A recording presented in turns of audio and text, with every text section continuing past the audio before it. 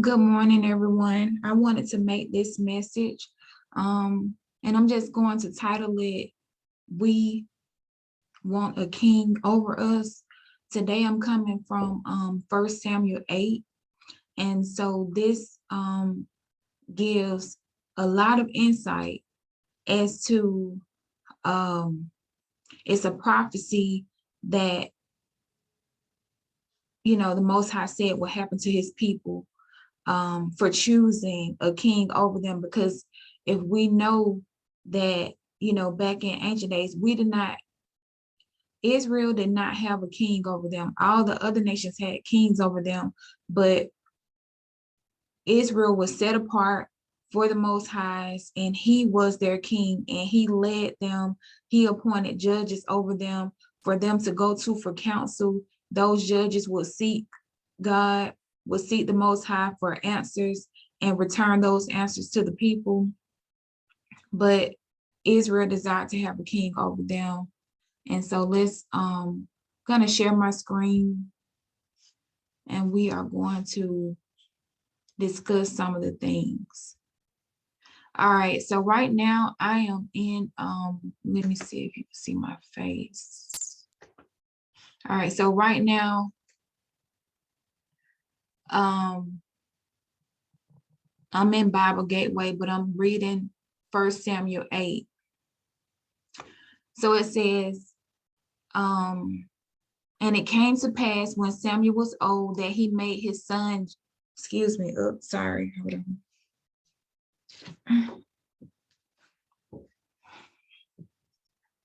And it came to pass when Samuel was old that he made his sons judges over Israel. Now the name of his firstborn was Joel, and the name of his second was Abijah or Abiah. They were judges in Beersheba. And his sons walked not in his ways, but turned aside after lucre. They took bribes and perverted judgment. Then all the elders of Israel gathered themselves together and came to Samuel unto Ramah, and said unto him, Behold, thou art old, and thy sons walk not in thy ways. Now make us a king to judge us like the nations. But this thing displeased Samuel. I'm just going to make sure that my volume is up. Okay. This thing displeased Samuel when they said, Give us a king to judge us. And Samuel prayed unto Ahayah. And Ahayah said unto Samuel, Hearken unto the voice of the people in all that they say unto thee, for they have not rejected you, but they have rejected me, that I should not reign over them, according to all the works which they have done since the day that I brought them up out of Egypt, even until this day, wherewith they have forsaken me and served other gods, and so do they also unto thee. So he's saying, ever since I brought them out of Egypt, they've forsaken me, they've served other gods, and now they're doing it unto you. He said, he's telling Samuel, don't take it personal. They're not rejecting you. They rejected me from being king over them. So let's go to verse 9. Now, therefore, hearken unto their voice, howbeit, yet protest solemnly unto them and show them the manner of the king that shall reign over them. So he's saying, go ahead and hearken to their voice, get them a king, but yet tell them, plead with them, and let them know the manner of the king that's going to reign over them. And Samuel told all the words unto Ahayah, and all the words of Ahayah unto the people that asked of him for a king. And he said, this will be the manner of the king that shall reign over you. He will take your sons and appoint them for himself, for his chariots, to be his horsemen, and some shall run before his chariots. He will appoint him captains over thousands and captains over fifties. So this verse here, verse 11, in the first part of verse 12 is saying, your sons, he's going to take your children to be in his armies. He's going to take your sons to serve in his armies, to run before his chariots, to be his horsemen, to be captains over thousands and over fifties. Then we keep going. He will set them to ear his ground and to reap his harvest. Okay? So he's going to take your sons to till his ground and to reap his harvest, to work for him, and to make his instruments of war and instruments of his chariots, to once again to labor for him. He will take your daughters to be confectionaries and to be cooks and to be bakers. So he will take your daughters to be his maids and to be his cooks and his bakers. He will take your fields and your vineyards and your olive yards, even the best of them, and give them to his servants. All right, let's keep going. He will take your men servants and your maid servants and your goodliest young men and your asses, and he will put them to his work. He will take a tenth of your sheep, and ye will be his servants. Now, this is the King James Version. If you read the NIV, it says, you will be his slaves. This word servant says slaves. And also where it says that he will take a tenth, he's going to take a tenth of your sheep. What we don't realize, even with the IRS is a independently owned organization. It's not a federal organization that we have to give a tenth of our earnings to. And just like with this land, even if you own your home or you pay for your home outright, you will never own it because you still have to pay those property taxes. And so to the people that say, you know, that they own the land. All right, so we go down to verse 18, and it says, ye shall cry out in that day because of your king, which ye have chosen for you, and Ahayah will not hear you in that day. So you're gonna cry out. You know, you asking for it, but you're going to cry out because of the turmoil that this king that you've appointed, that you've chosen for yourself, but Ahayah won't hear you. Nevertheless, the people refused to obey the voice of Samuel, and they said, nay, we want a king over us, that we may be like all the other nations, and that our king may judge us and go out before us and fight our battles. Now, mind you, we had the Ark of the Covenant that went before us to fight our battles. And even during the Exodus,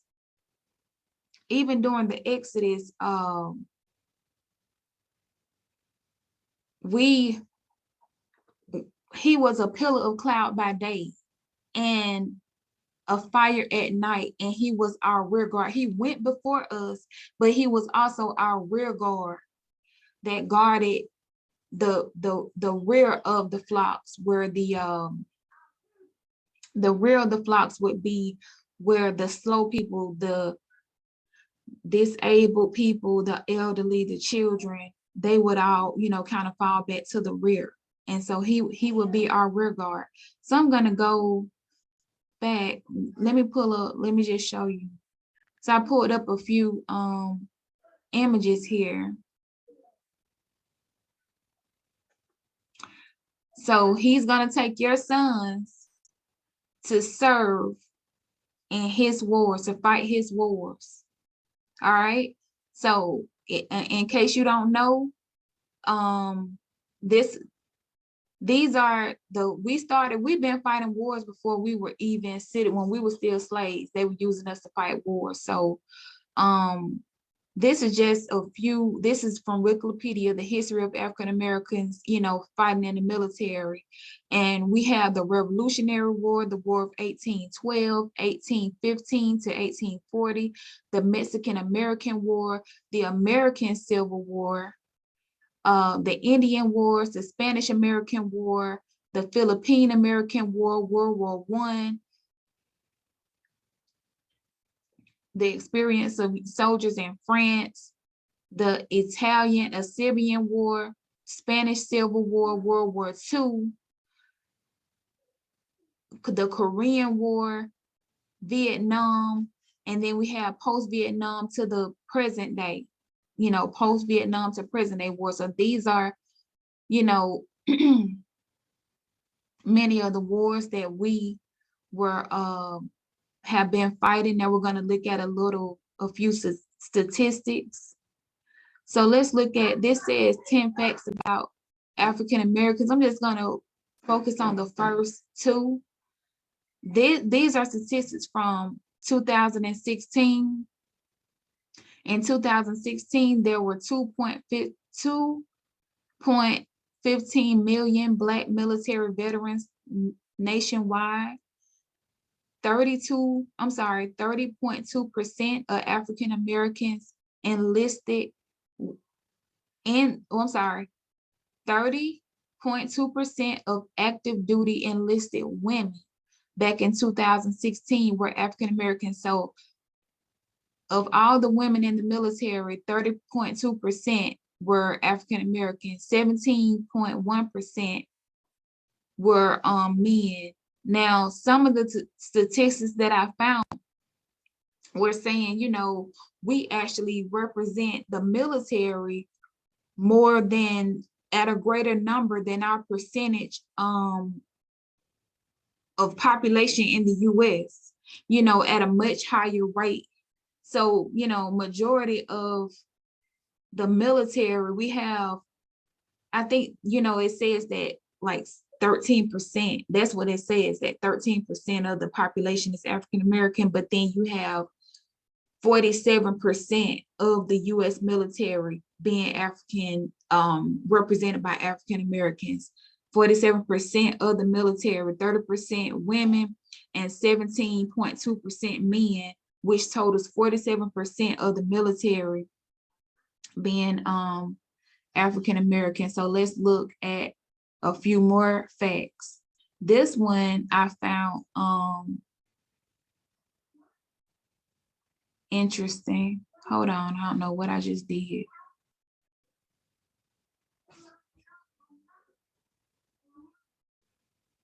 All right. Share my screen again here. So this is from government archives. And so you will see here that it says, archives.gov. So the title of this is Black Soldiers in the US Military. This is during the Civil War, but let's read this quote from Frederick Douglass. He says, once let the Black man get upon his person the brass letter US, let him get an eagle on his button and a musket on his shoulders and bullets in his pockets. There is no power on earth that can deny that he has earned the right to citizenship. So this is a quote from Frederick Douglass, but so it's like basically he's saying, oh, the Black man has arrived. He has earned his citizenship once he get that brass letter US on him and gets the eagle on his button and a musket on his shoulder and bullets in his pockets. So, there is no power on earth that can deny that he's earned his right to citizenship. But let's take a look at what he says here about let him get the eagle on his button. So I'm going to stop sharing for a second. Bye, Royal. Close the door back. I'm going to stop sharing for a second and pull up Obadiah.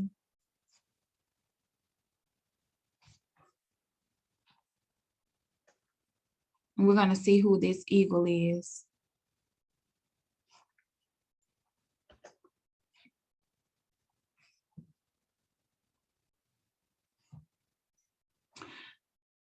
Okay. So I'm going to read from Obadiah verse 4. Obadiah from verses 1 through 4. And it says, the vision of Obadiah, thus saith Ahayah concerning Edom. We have heard a rumor from Ahayah, and an ambassador is sent amongst the heathen. Arise ye, and let us rise up against her in battle. Behold, I have made thee small amongst the heathen. Thou art greatly despised. The pride of thine heart has deceived thee. Thou that dwell upon the cliffs of the rock, whose habitation is high, that saith in his heart, who shall bring me down to the ground? Thou shalt exalt thyself as the eagle, and though thou shalt set thy nest amongst the stars, hence I will bring thee down, saith the Ahayah. So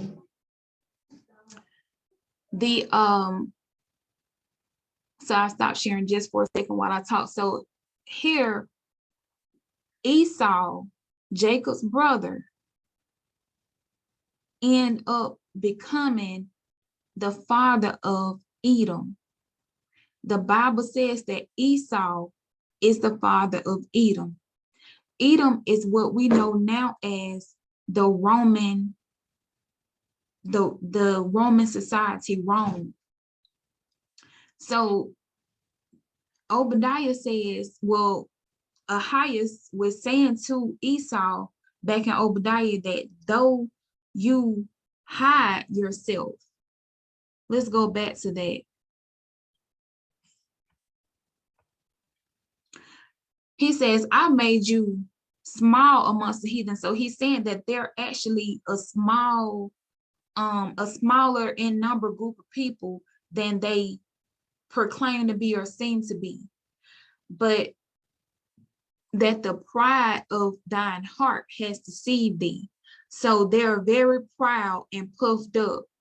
They dwell in the clefts of the rock, and their habitation is high. So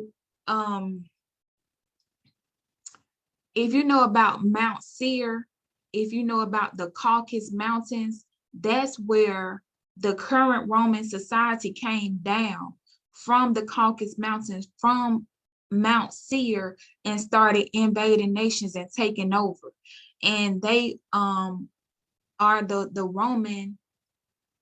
children of Esau, the Roman society. But the Most High says right here, though you exalt yourself as the eagle. So we have to look at all the countries that are connected to the eagle. And I'll try to do that. I was trying to pull up some things earlier, but all the countries that are connected to the eagle that are really under Rome. And let's go here to, I pulled up the ancient Roman flag. I don't even think they use this anymore because, once again, they're trying to hide who they are. And the Most High told us that they exalt themselves as the eagle. So this is an ancient Roman flag with the eagle here and the crown wreath. This is their symbol. And then we have a lot of nations like, Britain, America, Russia, Ukraine. It's a lot of nations that symbol is also the eagle, meaning that they're really, part of Rome. And there's a lot of nations this day that are under Rome that really think that the people may think that they're independent or they're free, but Rome has colonized most of the world. And I'll link a little video so that you can see that at the end of this video. I'm going to go ahead and wrap this up. You all have a blessed and happy Sabbath. And until the next video, bye-bye.